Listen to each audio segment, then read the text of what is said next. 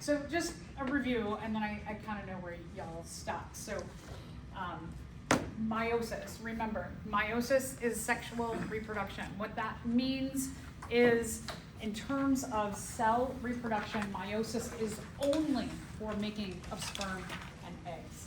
And there are some really fascinating events that happen during meiosis to allow for genetic diversity in the eggs and sperm. So remember that when we're talking about meiosis, a bit of a difference, there are a number of differences between mitosis, which generally gives you two genetically identical cells that are both diploid or 2N, having two sets of chromosomes just like their parent cell. But when we're talking about meiosis, we start with a parent cell that's 2N, and we end up with daughter cells that are N. The parent cell, 2N, two sets of chromosomes. The daughter cells, 1N, one set of chromosomes. The importance of any kind of cell division, binary fission, mitosis, meiosis, is to keep the chromosome number constant.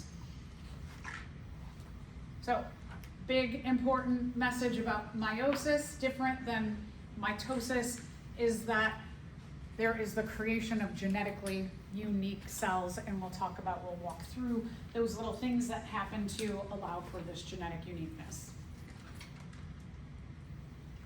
4 haploid daughter cells. Remember, mitosis, there were 2 diploid daughter cells. We're going to have 2 rounds of cell division in meiosis, which gives us, we start with, at the first round, just like in mitosis, you get 2 cells, but then we're going to take that one round further, and we're going to have those 2 cells each divide into 2 more cells. So we get 2 rounds.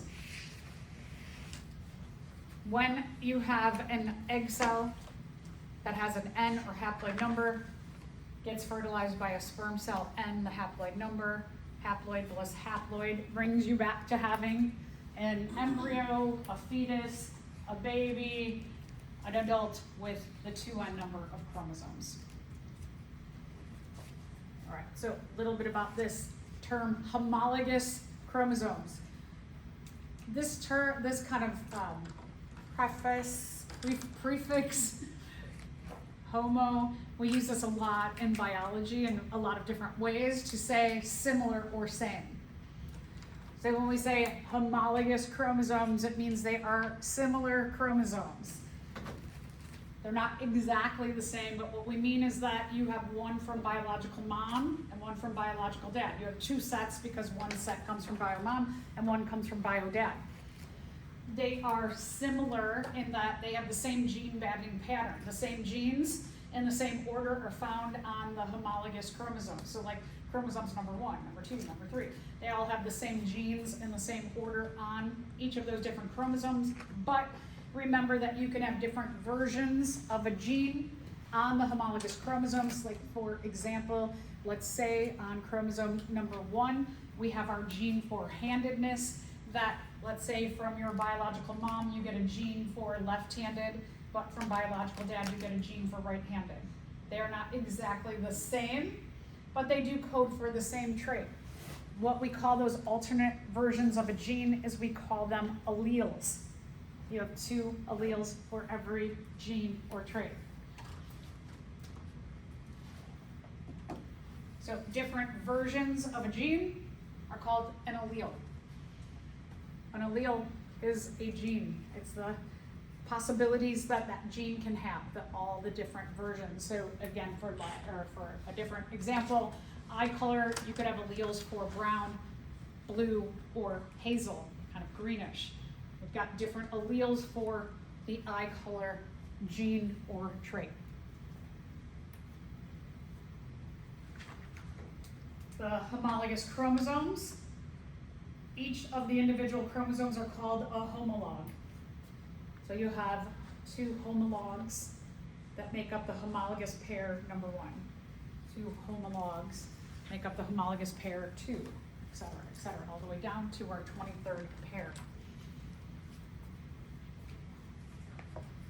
you can see your pair of homologs or your homologous pairs are put together in what we call a karyotype.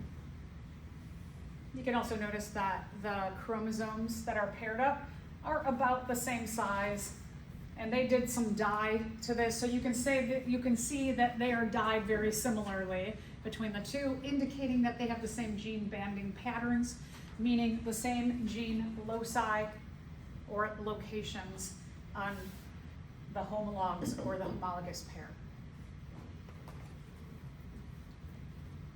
Remember that our last homologous pair determines the sex of the individual. If it is XY, it is a biological male, XX, female. So the chromosome number, remember that chromosomes duplicate prior to going into any kind of cell division, binary fission, mitosis, meiosis.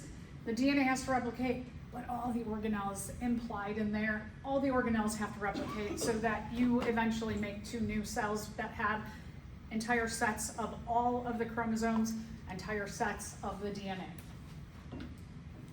So when you replicate a homologous chromosome and you make a copy of it, boop, they get glued together in their centromeres, and what we now call them is that when it's alone, it's a chromosome. When it is glued together with its copy, these are sister chromatids.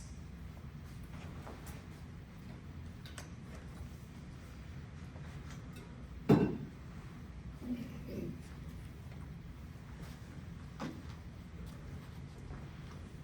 again, we've seen this a number of times, just because this often is a sticking point. A single linear piece of DNA is a chromosome. When that chromosome replicates and that chromosome is connected at the centromere, we call the copies chromatids. And when they separate again, we call them chromosomes.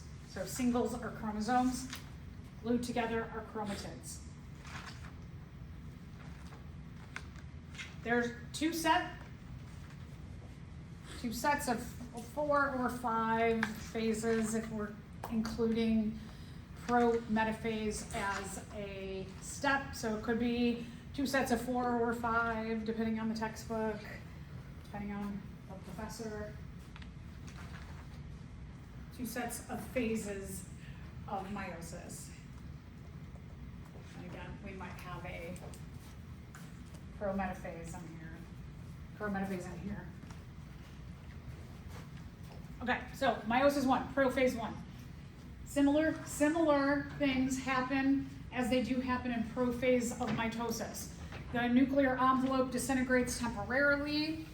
The DNA goes from all unwound as chromatin, starts to wrap around histone proteins to become these linear organized structures, chromosomes. The centromeres are going to start in animal cells moving to the poles, 2 opposite sides of the cell. They're going to start producing spindle. There is going to be another weird thing that happens in meiosis that does not happen in mitosis here. We have this process called synapse. In synapse, what happens with the chromosomes is that the homologous pair and their sister chromatids, they line up as a group of 4. Tetra means 4. In mitosis, the homologous pair, when they get their sister chromatids, they line up, they don't care what the other homologous sister chromatids are doing. They don't care in mitosis. So they could be like, if you have homologous 1 and homologous 1, and they get their sister chromatids, they might homologous 1 over here from bio mom goes over here in the cell, and homologous 1 from bio dad goes over here. They don't really care. What they're going to do in mitosis is they're going to all line up at the center, and then in anaphase they're going to split their sister chromatids, so you get a genetically identical pair on each side of the cell. But in meiosis, they care about each other. Homologous pairs with their sister chromatids, instead of ignoring each other like they do in mitosis, they come together as a group of 4 or a tetrad. And they get really, really close to one another. And they do what's called synapsis. And in synapsis, what happens is they have protein fibers that start to kind of like temporarily sew them together, all the parts of the chromosomes. And they do this really weird thing where they chop equal parts of chromosomes and they exchange. It's kind of like if Mai and I got really, really close here and I ripped off my arm and she ripped off her arm and we switched arms. That's weird, right? Super weird. But that allows for new combinations. Clearly, I mean, Maya has all these talents that maybe like drawing and writing and things that I can't do as well as she can, that I'm like, yeah, I got this arm now and I can do new things. And she's like, darn it, I got this arm. Oh, I gave away my good arm, right? So we make new abilities in our chromosomes during prophase 1. This does not happen in mitosis. Only in prophase 1 of meiosis 1. This does not happen in prophase 2 of meiosis 2. The only time we do this synapsis and exchange of equal parts is prophase 1 of meiosis 1. And it makes new combinations in our genes and in our chromosomes. So this is the beginning stages. The homologous pair with their sister chromatids come together as a group. They get sewn together essentially by some protein fibers, and then they chop equal pieces in exchange. Isn't it wild that this is just the way the process of cell reproduction to make sperm and egg has evolved for a genetic advantage, so that we can have new combinations, so that we get extra combinations in our gene pool, so that if the environment changes, we have enough diversity. It promotes diversity. And the promotion of diversity, when we're talking about genetics or natural selection, is that if the environment suddenly changes, you hope you've got enough variance in your genes or your traits in species that they can survive that change. So anywhere we can get extra diversity is usually a good thing. If the environment changes and we're all exactly the same, we could get wiped out and we go extinct. So this is super beneficial.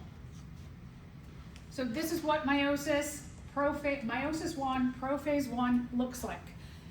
In some ways similar to prophase of mitosis. The nuclear envelope starts to break down to allow for using the entire surface of the cell to make sure that the chromosomes all can line up and move around efficiently. Centrioles in plants, centrosomes, start to move to opposite sides of the cell. We call them the poles, like having 2 opposite sides. They start to produce spindle fiber that will eventually connect to the kinetochores, the centromeres of each of the chromosome, the sister chromatids. You can see here, this laying over is indicating that laying over pieces of the chromosomes is indicating that they are going to lay over their parts and chop equal parts in exchange. Also note that the sister chromatids are lining up as number 1s line up, number 2s line up, 3s, 4s. They come together as a tetrad. Is there chiasma where they connect, or is that where they do like the crossing over, like the site where they do the crossing over? So this is the snipping. Yeah. So after, it's kind of like the process of laying over, snipping, and exchanging is chiasma. Yeah. Yeah, which you can see in this illustration. You have this illustration? Yeah. Okay, good. Okay. So, yeah, these are the chiasmata, or the sites where they decide where they're going to do the chopping. And so then we call that process chiasma.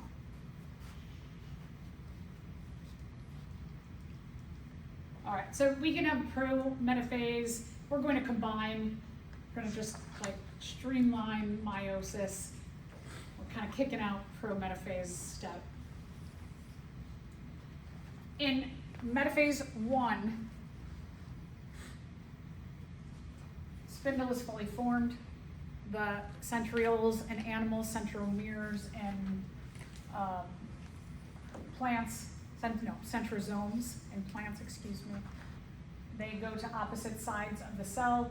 They've fully formed their spindle to connect at the kinetochores in the centromeres of the sister chromatids. You can see the tetrads have lined up like this. Okay, so side by side, or top and bottom, I should say, not side by side, top and bottom, I've got what happens visually in meiosis, and then what happens in mitosis, is that in mitosis, the sister chromatids line up down the middle. In meiosis 1, metaphase 1 of meiosis 1, the tetrads line up. So tetrads line up, sister chromatids line up. The sister chromatid of, let's say this is chromosome 1, the homologous chromosomes, they do not care what the other pair are doing. Everybody lines up down the middle, so you go chop, chop, chop, chop. Half will go this way during anaphase 1, during anaphase of mitosis. Half will go the other way during anaphase of mitosis. These are as genetically identical as possible in mitosis. We have that crossing over that happened during prophase 1. The crossing over that happens, remember that whatever exchange of parts, it stays forever. So what happens in prophase 1 during crossing over, that's permanent. It stays during the rest of meiosis 1, the rest of meiosis 2, and those changes are carried into the egg and the sperm. Anaphase 1, the tetrads separate. So in that set of 4, the tetrad, 1 homologous chromosome with their sister chromatids. Sister chromatids, they go to opposite poles. What we call this is when you have a chromosome with a chromatid, or the 2 chromatids together, is that you call this an N times 2. The original chromosome times 2 of them. And I'll get to why this is important. In anaphase 1, we have another thing that happens that's built in to promote more genetic diversity. So, what can happen is if you've got the tetrad, and it's lined up, that, let's say this is pair 1, they can go like this and just separate, like, hey, you go up and I'll go down. But pair 2 can go, I'm gonna go, the bottom one's gonna go to the top, and the top one's gonna go to the bottom. And then pair 3 can be like, I'm gonna do that too. And pair 4 is like, nope, we're gonna do this. And pair 5, maybe they do that. And pair 6, they do that. And pair 7, they do that. And pair 8, they do that. And so every one of your tetrads, when they're doing that separation during anaphase 1, is they independently assort from what everybody else is doing. They're all just individually minded in how they want to, or why they want to do that. I'm not exactly sure what is happening there and why and what the mechanism is, but they all do their own thing. Whereas in mitosis, when they line up, when they're lined up like this, they all just split, and the top one goes up and the bottom one goes down. And that happens for every single pair. Top goes up, bottom goes down. So that your top set go up together and your bottom set go down together. But again, in anaphase 1 of meiosis 1, they might go like that, and the next pair might go like that, and the next pair might go like that, and the next pair might go like that, and the next pair like that, and the next pair like that, and the next pair like that. They independently assort from each other. So which pole they go to, each tetrad makes their own decision. So here we can see just 4 different scenarios of what can happen. Is that, let's say, maybe they all do the one, let's say that purple's bio mom and yellow is bio dad. That maybe all the bio moms go up and all the bio dads go down, but in this one, the 2 bio moms go up and the last one, the bio dad goes down. The bio mom goes down. You can see lots of different possibilities that can happen within one cell. You can see the resulting chromatids are very different in all of these scenarios then. So that's our second thing that makes for genetic diversity. In prophase 1, we have prophase 1, we have crossing over, prophase 1, crossing over, anaphase 1, independent assortment. Those 2 things allow for genetic diversity in the making of eggs and sperm. So here, you can see that if purple is bio mom, for the majority of it, it's got a piece of bio dad on there, goes up, but in the second pair, bio moms go down. Note, the crossing over, the result of that sticks. It stays put. So if you're like walking through, like in lab 11, that crossing over carried all the way to the end of the experiment. And then telophase 1, a lot of what happens in telophase and mitosis happens, a big resultant thing. You get the separation of the chromatids of the tetrads, and then we're going to get a splitting of this one big cell into 2 daughter cells. So at the end of meiosis 1, we get 2 daughter cells.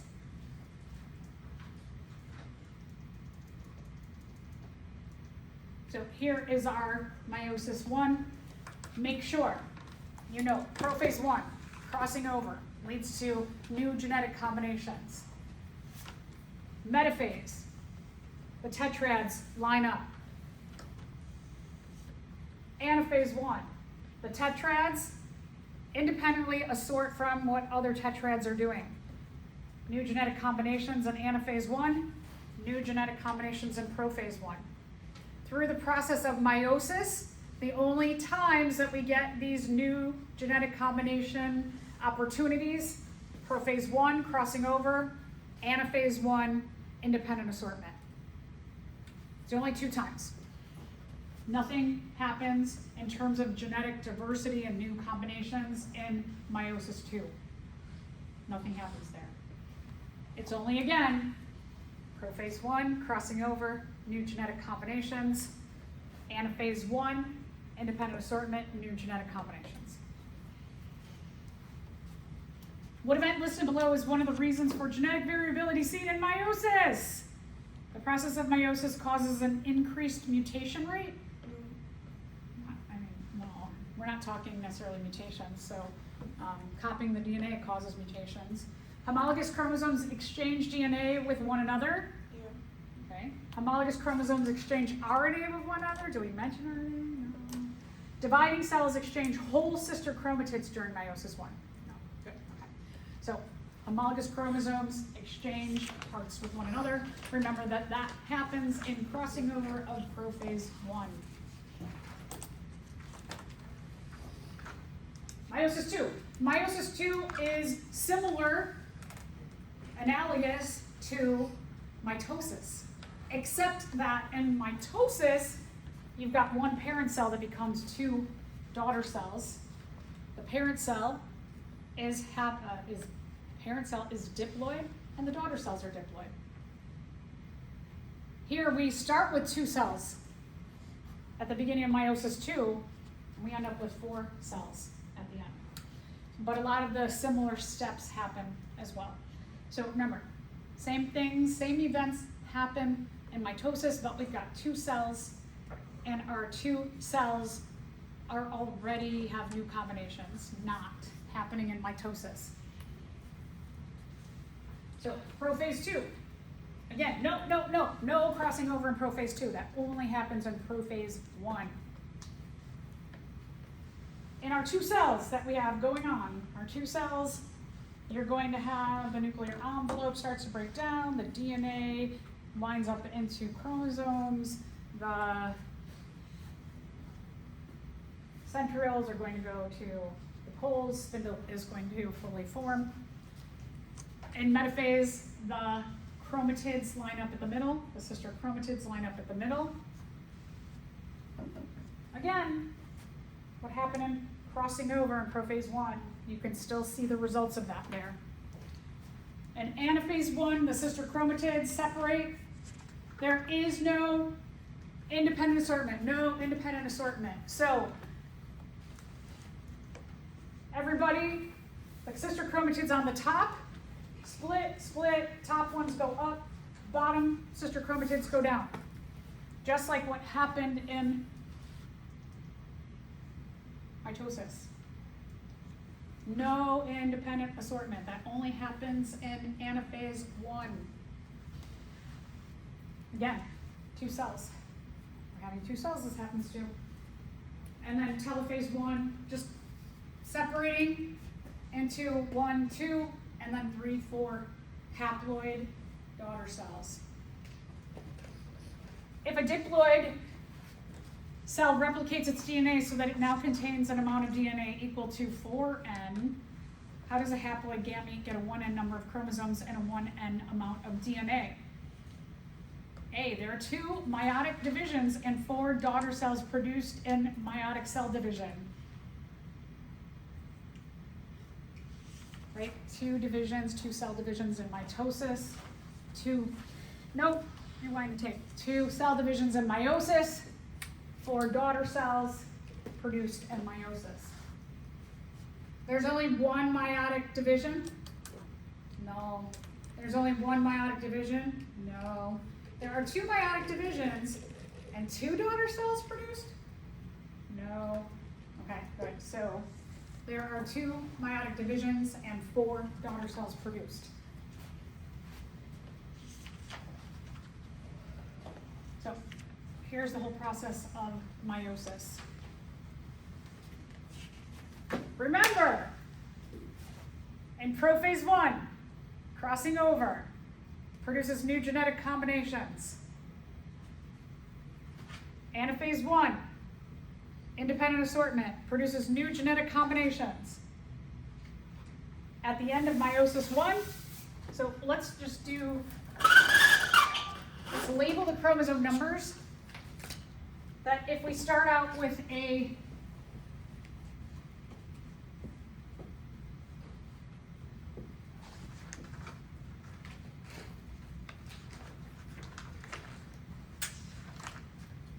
diploid parent cell, has a 2n number.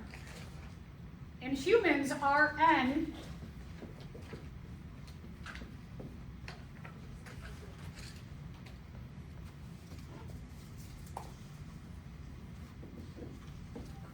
equals 23.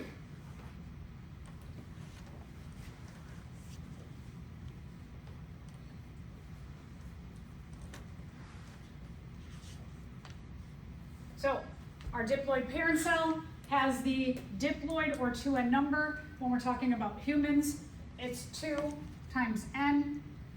2 times 23 gives us 46, and we call them chromosomes. In this little part right here.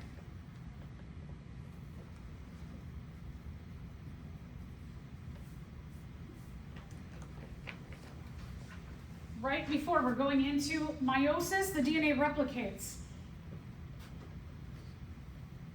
So we get 2n times 2. Diploid times sister chromatids.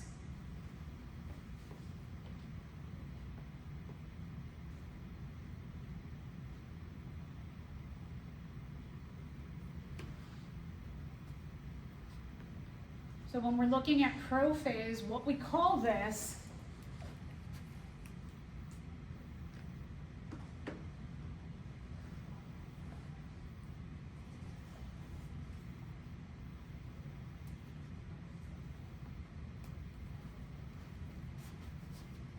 we call that 2n times 2 or 46 times 2. Why don't you call it 92? Because the chromosomes, the original homologous chromosomes, get a sister chromatid and they're connected. And we don't count a chromatid as a chromosome. So if you go on to take cell biology or you take another biology where you start to look at this process, it is very technical that a chromatid is not counted as this. It's a copy of the original. So it's an n number times 2. Picky, it's very picky. So don't call this 92, call it 46 times 2. 46 times 2. Okay, so again, 2n times 2 or 46 times 2, 2n, 2, 46 times 2, and then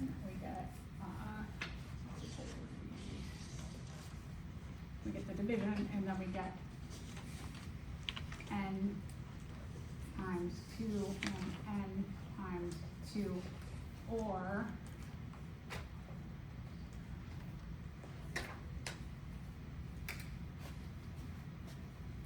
that when we're talking about anaphase, the 46 divides by 2, but that's also a 46 times 2.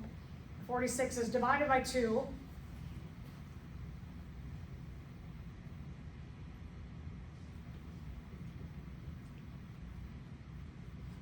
So that when you have this 46 times 2, the chromatids,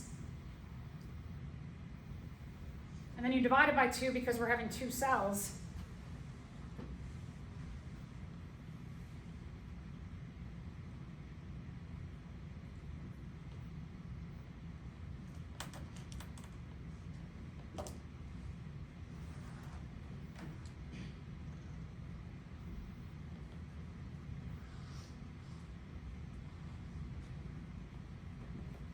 that when we're talking about 46 times 2 divided by 2 cells, what we get in our 2 cells, as I noted here, we get n times 2, because the chromatids are still connected, which is 23 times 2 and 23 times 2.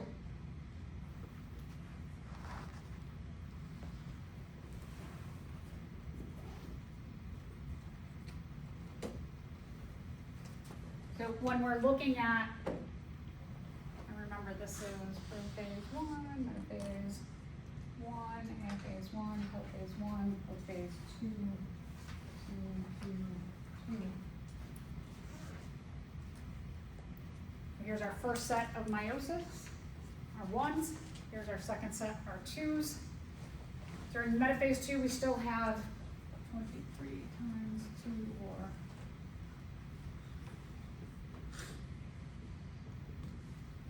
but now they separate. So now, what we have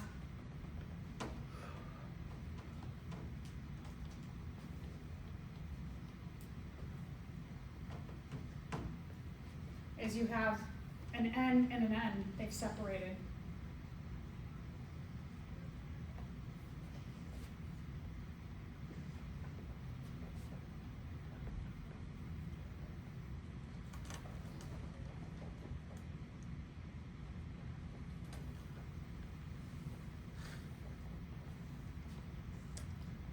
So our 23 times 2 is separated into an N and N, or a 23 on this side, and a 23 on that side. So again, we've got N plus N.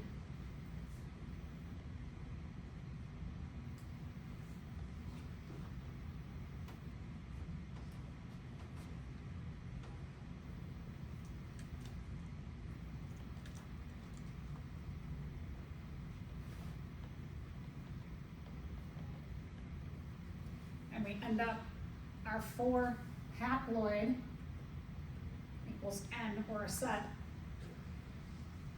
4 haploid or N daughter cells.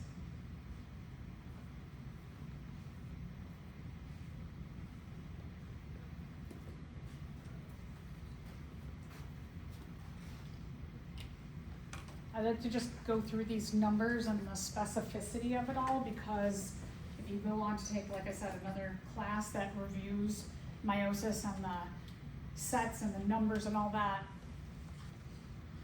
it is very particular and specific in what you call them. You can't just like be calling them, again, 96, because it's 46 times 2 chromatids. Anybody have any questions on that?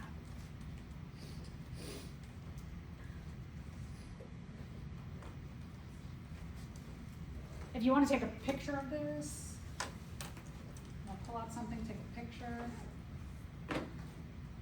It's good to have. Maybe next year you'll be taking a cell biology class and you'll be like, what was that whole thing with the numbers and the ends and the pickiness? You can refer back.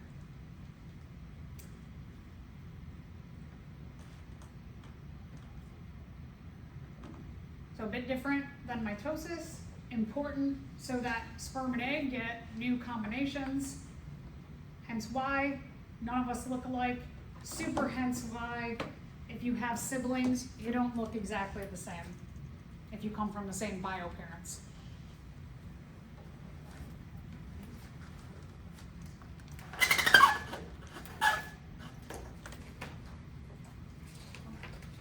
All right, so this is gonna be sex ed 101. In humans, spermatogenesis and what we call oogenesis. The 2 O's in biology are ooa, not oogenesis. It's oogenesis. Okay, so eggs and sperm are made in the gonads. We actually, I wish we would just get on board in biology. Eggs are not technically called eggs until the secondary oocyte is fertilized. I just said a lot. And I'll get to that in just a second. So, very few times in a female's life does an oocyte actually become an egg.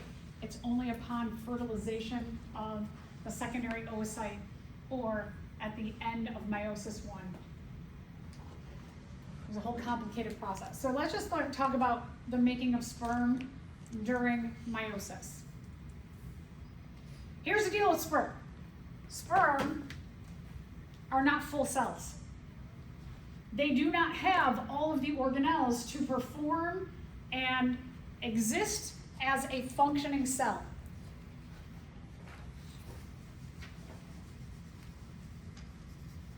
So marathon was a couple weeks ago. Let's say that you were like, I'm going to run the marathon. And as you were training and leading up to the marathon, you're doing some of those longer runs. Let's say you're doing a 20-mile run for training. On that 20-mile run, would you take your backpack and put in all your textbooks and connect like maybe 2 gallons of water on there and put that on your back and run with that? Would that make your 20-mile run really difficult?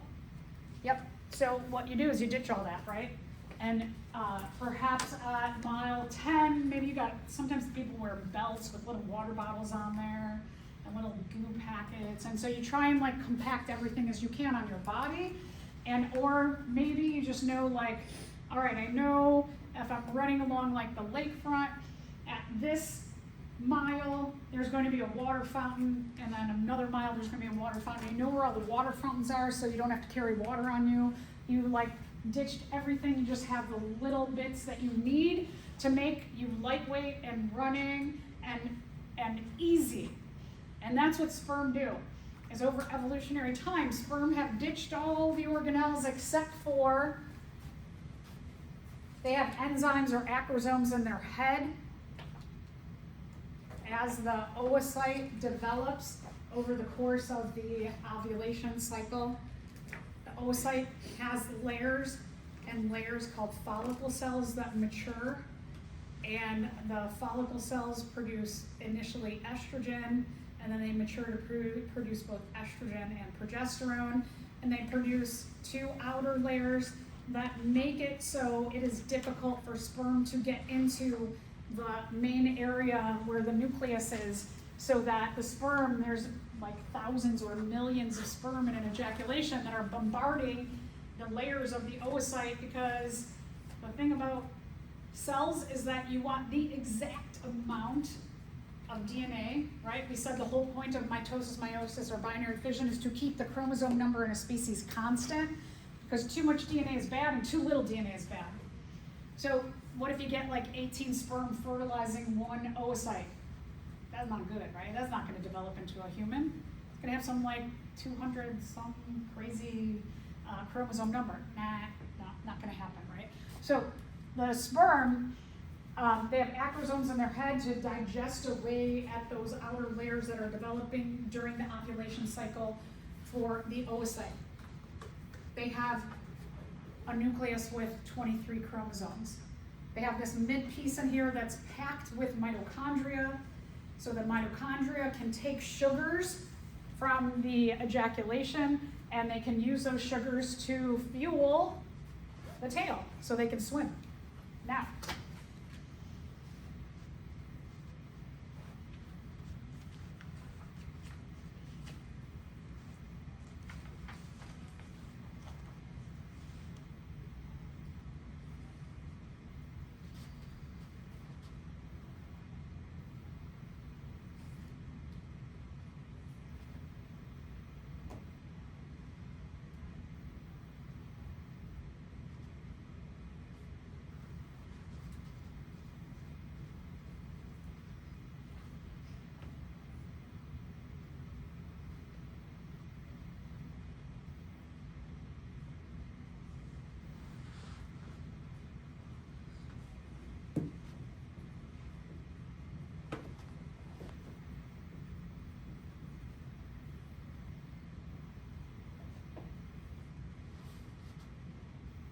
so what the female reproductive system looks like. And I can't even draw in relative size, the size of how small sperm are to this drawing. They are so microscopic that you couldn't even see them in relationship to the size of the female reproductive system, which means they're teeny, microscopically teeny. And if you are something that I can't even draw in relative scale here for you to see, because even if I put like a little dot here, that dot might indicate that there's 1,000 sperm in this group, 1,000,000 sperm maybe even. They're tiny, so we can't even see them. Now, so getting from inside the vagina, they're going to swim around and here. They might swim back and swim back up and swim. They might go that way and they're like, no, I'm going to go that way. And I'm going to go that way. I'm going to go that way. And then maybe I'll go back that way and I'll go that way. And they do the swimming and they don't know it's dark in there. They're like, I don't know where I'm going. I'm just swimming around. What I'm trying to find, what I'm chemically attracted to, is an oocyte. Oocytes are in the ovary. There's millions upon the birth of a female that are already made. Oocytes are made before birth. One gets ovulated a month.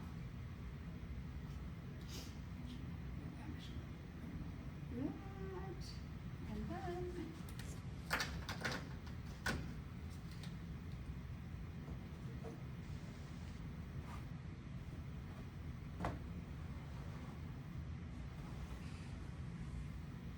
so that little red dot is the nucleus, and all these dotty cells are what we call follicle cells. The follicle cells mature from inside the ovary to ovulation, and they produce estrogen and progesterone, and then they also produce those extra layers.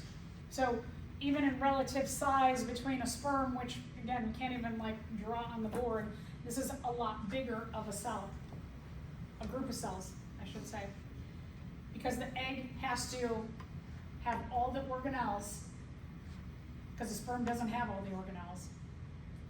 The egg, the oocyte, has all these layers, and it has this pool of what we call follicular liquid that is filled with a lot of energy so that they can fuel the process of going from, once fertilization occurs, from 1 cell to 2 cells to 4 cells to 8 cells, and do this exponential growth of the cells.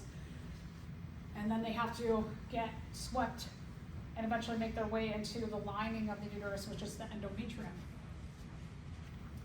There is not a blood-to-blood connection between the mother and the fertilized egg for weeks, months, a couple months, when the placenta gets fully formed, and then there's a blood-to-blood connection. So essentially, this is on its own, and that's why menstruation occurs, is so that you can have the adding of blood vessels and glands and lots of energy in a nice, warm, thick, safe, comfy home for a fertilized egg to get all it needs during that quick development or division period in the first couple months of development until the placenta is made, and then it's like, whew, okay, now just get right what I need from the mother's body. So the sperm and meiosis make 4 equal sized daughter cells. They're actually called spermatids. And then they go into, from the testes into the epididymis, where the epididymis adds on the acrosomes and the midpiece and the tails, and they mature. And then they're released eventually from the epididymis into the ejaculate. So this is kind of like what we were talking about, right? 4 N cells, they all look about equal in size. Now, let's talk about oogenesis. Oogenesis is a bit different.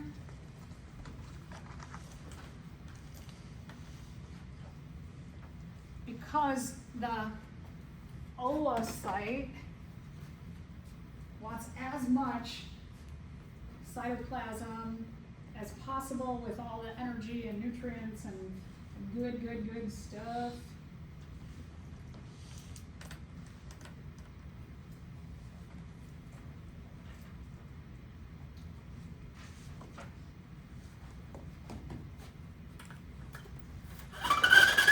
Because all the sperm is going to do is going to be like, boop, here's my DNA. I'm out. I'm done. I did my job. So, all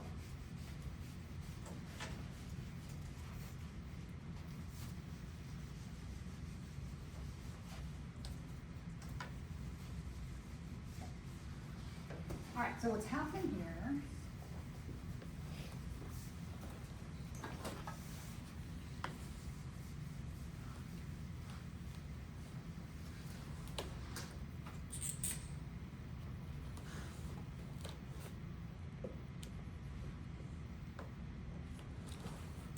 So you got the oogonium, which is the parent cell, and then the DNA replicates here, and you get your sister chromatids, and they line up as tetrads and all that great stuff. And then in ovulation, a big surge on what we call LH, luteinizing hormone, from the pituitary gland stimulates meiosis 1 to happen right before ovulation, or at ovulation around the same time. And what you get as a result of meiosis 1 is what we call the secondary oocyte. I'm going to put quotes on that. And you get a polar body.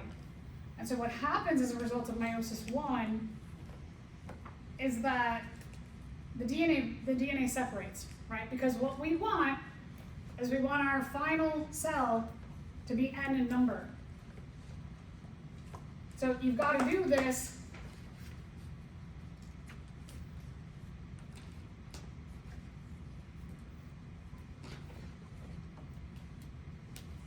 so that you get, at the end of meiosis 1, you get an N times 2 cell and an N times 2 cell. You want to make sure that the DNA gets separated into 2 daughter cells, so we don't end up with the egg with too many chromosomes, because we want to eventually get an egg that has an N number of chromosomes. So what happens is kind of interesting in terms of evolution, and the strategy to get this really big egg cell is that the oocyte, destined to become the egg cell if fertilization occurs, is that the oocyte is going to take all the cytoplasm And the polar body, this other cell, in meiosis 1, it takes a set of organelles and a set of DNA. And it doesn't get much other than that. And so what happens to the polar body is the polar body gets absorbed by the body. So everything that's in here, all the organelles get broken down and the DNA gets broken down, chopped up for parts. And then we use those parts, meaning that we use up the carbons and the nitrogens, hydrogens, all the atoms, and we take any of the energy and the bonds, goes back into the body. I hate this. Likely, the polar body, because it doesn't have any space to appropriately separate the chromosomes, it's not going to divide again. I'm hypothesizing that. So some textbooks, like this drawing here, shows that the polar body divides more. I think it just, this, and they say this gets absorbed by the body. So if it's getting chopped up for parts and absorbed by the body, why would it divide again, or how can it do it? So just note that sometimes this is shown. I do not believe it actually does this. I do not have the proof to support that, but my hypothesis is the polar body gets absorbed by the body, and this never happens. So what we get is this is left, the secondary oocyte. Now, if after ovulation, there's a window of time after ovulation where fertilization has to occur after ovulation in the next 2 to 4 days, I should say up to 4 days maybe. So after ovulation, up to maybe 4 days, maybe only like 3 days, maybe 2 days, depending on the person, that if fertilization occurs in here, fertilization occurs in the fallopian tube, not in the uterus. But if fertilization occurs here,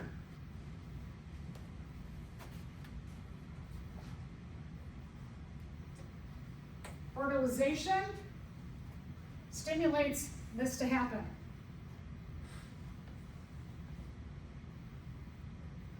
So if fertilization occurs, meiosis 2 happens, you get another polar body. This n times 2, you end up with an n and an n. This gets absorbed by the body, right? Absorbed by the body, absorbed by the body. And then you end up with the egg. And then what happens with the egg is you get the sperm's nucleus and the egg's nucleus combined together.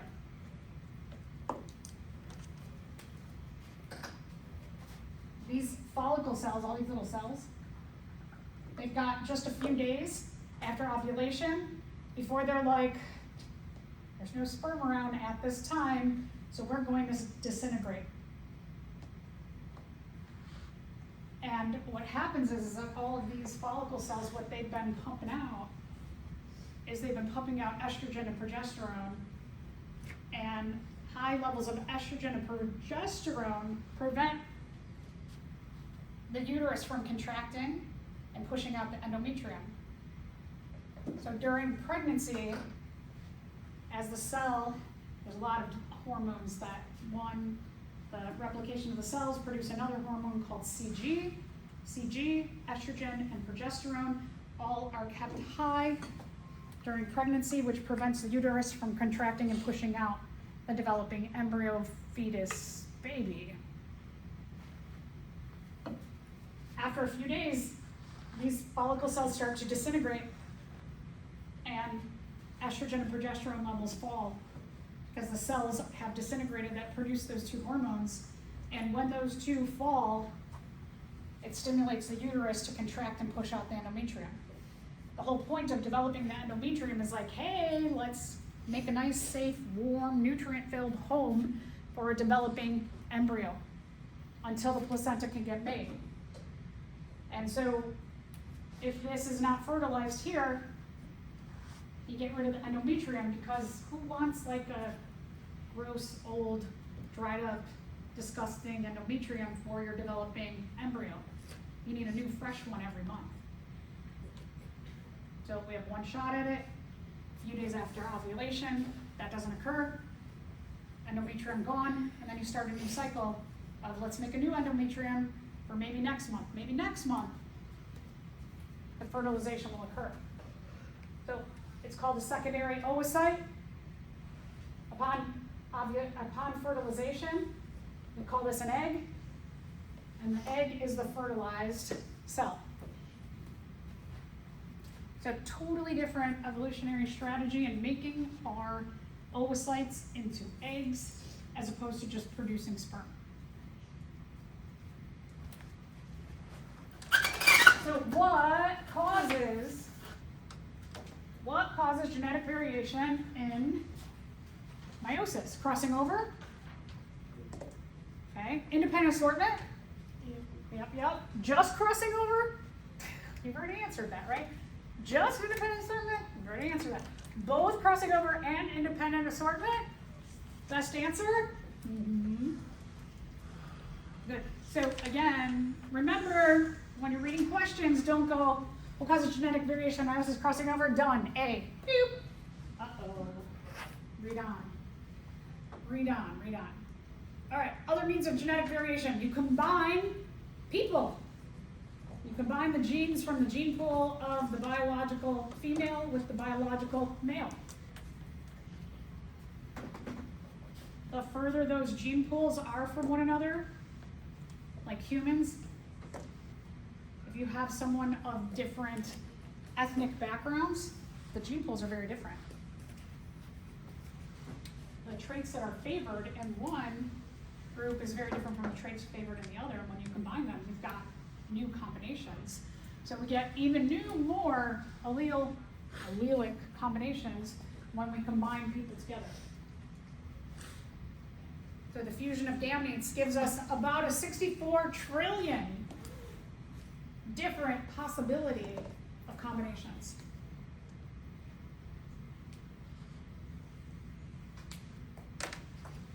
So is there anyone in this world, with the exception of an identical twin, who is exactly like you genetically? Is there anybody else? You? There? I think so.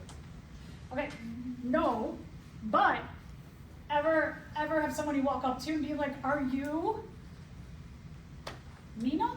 And you're like, no, I'm not Nina, I'm Michelle.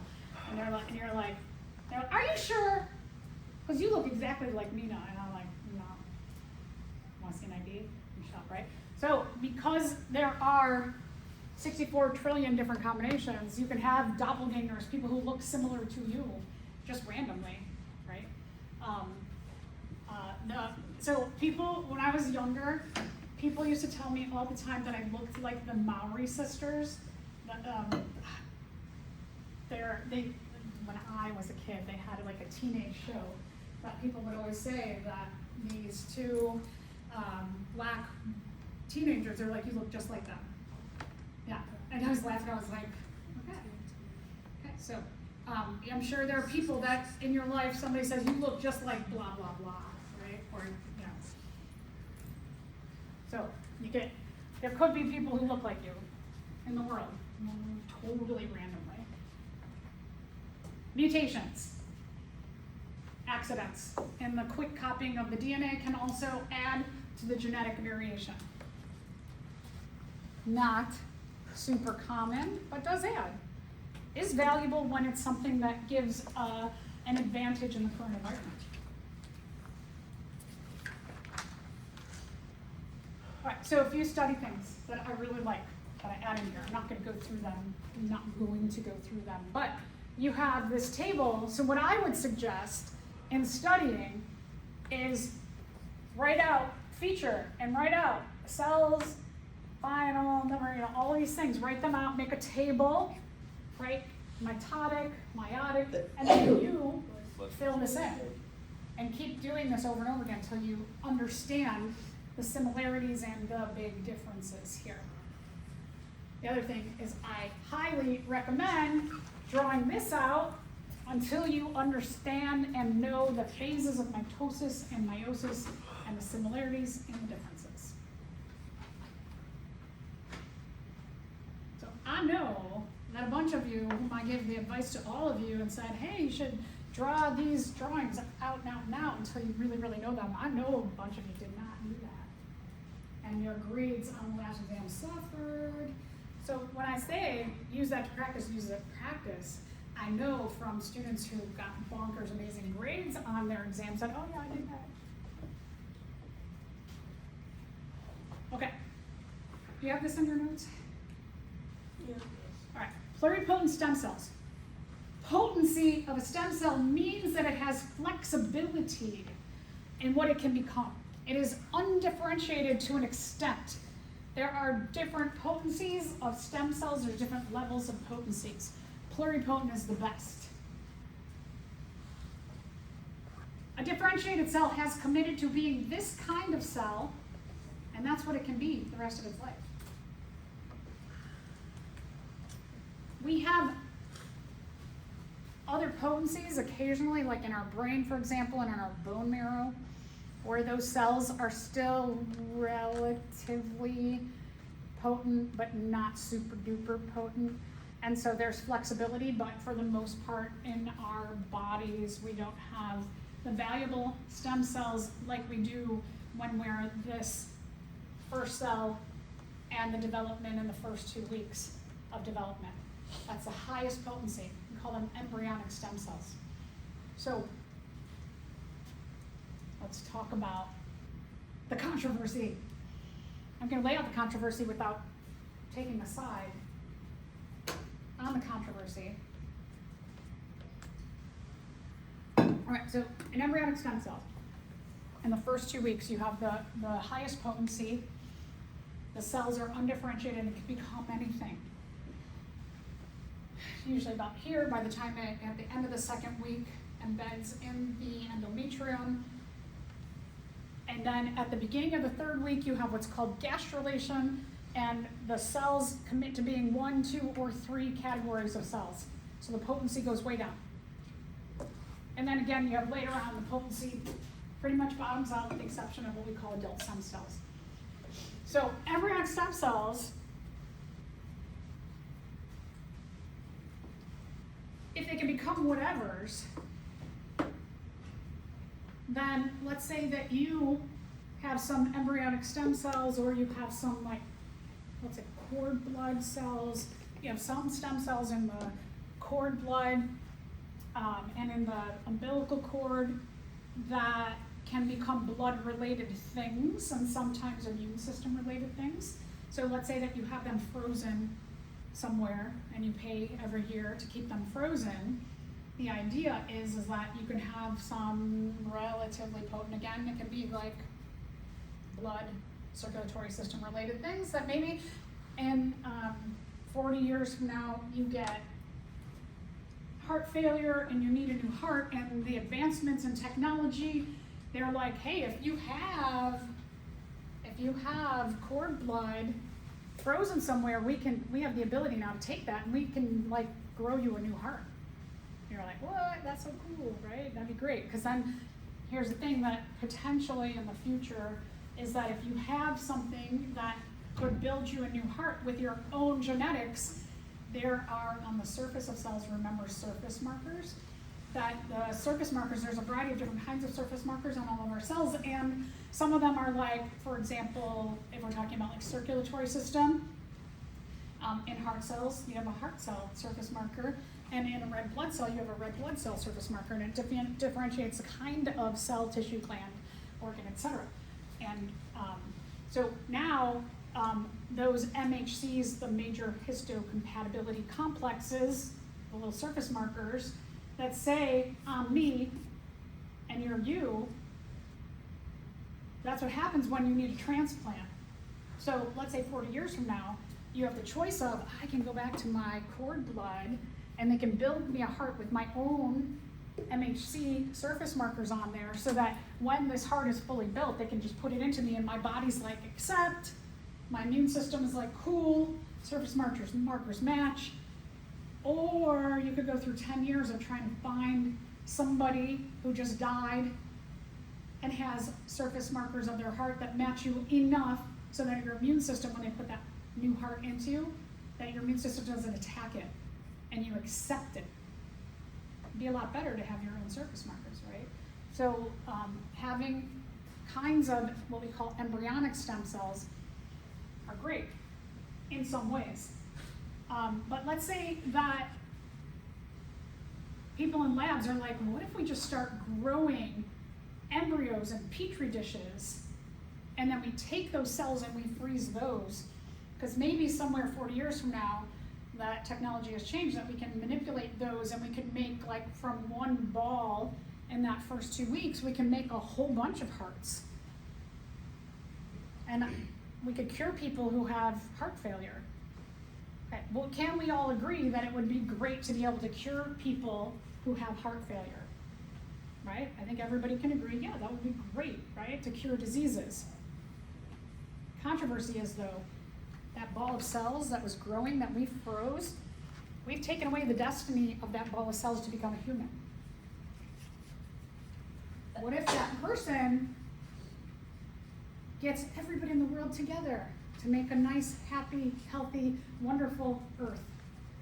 Well, we've just sacrificed that to make a bunch of hearts that are also going to save people, but we've taken the destiny away from that ball of cells. I mean, that person in that ball of cells could be like a total garbage human, but we don't know that. And so the controversy is, do we take away the destiny of this ball of cells, or do we use that ball of cells to cure people? So. All right, so just a couple things. Germ cell. A germ cell is called a gamete, a sex cell, a sperm, or an egg. And a gonad is where those germ cells, gametes, sex cells, egg and sperm are produced. Let's answer this question. A chimpanzee has 48 chromosomes. They do.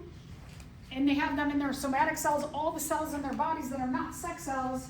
How many of those chromosomes are autosomes? What's an autosome?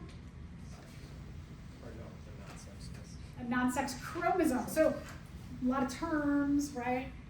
When you see ozone, it means like chromosome. So this autosome refers to a non-sex chromosome. Our sex chromosomes are XX and XY. Somatic cell is a non-sex cell. Every cell in your body that is not a sperm or an egg. So if you get onto an exam and you're like, I haven't really studied much, and you're like, oh crap, what does this mean? What does it mean? Oh my gosh. Okay, so the chimpanzee has 48 chromosomes in its somatic cells. How many of those are autosomes, non-sex chromosomes? Non-sex chromosomes. If I pluck an eyeball from you and I wait for it to undergo mitosis and lay out all the chromosomes into a karyotype, can I see what your sex chromosomes are and how many autosomes you have in that cell? Okay, so how many sex chromosomes do all of your somatic cells have? Two, right? Okay, so if I pluck an eyeball cell from you and I lay that out, and they say you are XX, does that mean your eyeball cell can make eggs? Can your eyeball cell make eggs? Anybody popping eggs out of their eyeballs? Okay, no, right? So here's the thing about our cells. Every one of our cells in our body has every one of our chromosomes. Do you think every gene of our chromosomes is turned on in every cell? No, right? So like for color vision, which is on our X chromosome or zomes, our color vision is genes for that are found on your X chromosome or chromosomes. So we do sometimes have non-sex related traits that are found on our sex chromosomes, but whatever the genes are for the production of eggs, those are only turned on, or I should say not the production of eggs, because those are produced like right when you're an embryo, but the production of, let's say, follicle cells, those are only turned on in the cells of the ovary. So every single cell in your body, remember a karyotype, when we lay out all the chromosomes, the homologous pairs, and then the two sex chromosomes, XX or XY, is we can see what your chromosomes look like, but it doesn't mean they're all functioning and working in every single cell in your body. So every cell shows a picture of what you have. So in a somatic cell, in a body cell, if I just pluck a random body cell from you and I wait till it undergoes mitosis and I separate all the chromosomes, can I tell whether you're a biological male or female? Yeah. I can tell, right? So in a chimpanzee's somatic cell, how many of those chromosomes are autosomes of the 48? 46. 46 are autosomes. How many sex chromosomes? 2. 46 plus 2 make 48. So when we're looking at body cells or somatic cells of an organism, you can think about any body cell has 2 sex chromosomes and the rest are autosomes. That's the way to remember that. So any body cell or somatic cell, 2 sex chromosomes and the rest are autosomes. How many sex chromosomes do you have in your gametes? A sperm or an egg. How many sex chromosomes does a sperm cell or an oocyte have? How many sex chromosomes? Yeah. How many sex chromosomes does a sperm or an egg have? 1 sex chromosome, right? Because you get 1 from bio mom and 1 from bio dad. So when we're talking about gametes, there's 1 sex chromosome and the rest are autosomes. So in an oocyte or a sperm, how many autosomes are there? Good, 22. 22 autosomes and 1 sex chromosome.